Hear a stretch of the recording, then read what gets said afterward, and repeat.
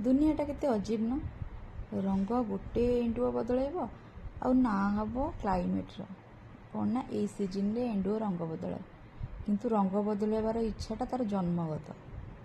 ଆମ ସୋସାଇଟିରେ ଏମିତି କିଛି ଲୋକ ଅଛନ୍ତି, ନିଜର କାର୍ଯ୍ୟ ହାସଲ କରିବା ଲାଗି ତୋ ନାଁରେ ତାକୁ ତା ନାଁରେ ତାକୁ କହି ତାଙ୍କ କାମ ହାସିଲ କରି ସେମାନେ ପଳେଇବେ। ତମେ କୀର୍ତ୍ତନ କରୁଥାଅ ପଛଆଡ଼େ, ତାଙ୍କର ଭାରି ମଜା ସେଥିରେ।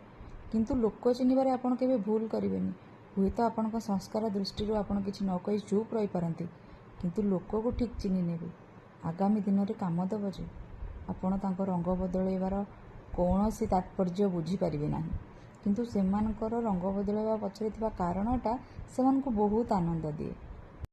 ଏଇ ରଙ୍ଗ ବଦଳାଇବା ଏଣ୍ଡୁଅଟା ଆମ ଦୁଆରେ କେବେ କେମିତି ଚାଲେ, କିନ୍ତୁ ଆମେ ଏଇ ଘର ଭିତରେ ସବୁଦିନ ରହିବା, ସେ ପଳେଇବ। ତା କଥାରେ ବିଶ୍ୱାସ କରି ନିଜ ଭିତରେ ବାଡ଼ିଆ ପିଟା କାମୁଡ଼ା କାମୁଡ଼ି ହୁଅନ୍ତୁନି, କାରଣ ସେ ବାଡ଼ିଆ ପିଟା କାମୁଡ଼ା କାମୁଡ଼ିରୁ ତାକୁ ବହୁତ ଖୁସି ମିଳେ। ତାକୁ ଖୁସି ମିଳେ କି ନାହିଁ କେଜାଣି, ସେ କଥା କହିପାରିବନି, କିନ୍ତୁ ତାକୁ ମିଳେ।